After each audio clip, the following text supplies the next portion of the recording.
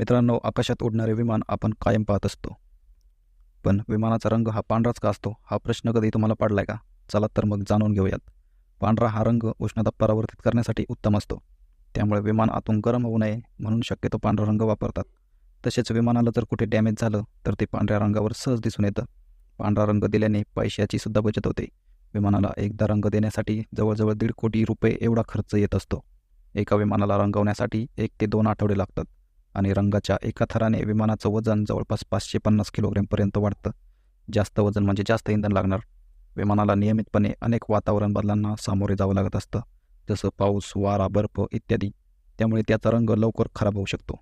परंतु सफेद रंग लवकर फिकट होत नाही. त्यामुळे पेंटिंगच्या खर्चापासून सुद्धा वाचता येतं. इतर रंगांच्या तुलनेत पांढऱ्या रंगाची दृश्यमानता जास्त असते. त्यामुळे विमान आकाशात सहज दिसतं आणि अपघात टाळता येतात. तर मित्रांनो, असेच महत्त्वपूर्ण व्हिडिओ पाहण्यासाठी पाहत राहा यूट्यूब वाडी.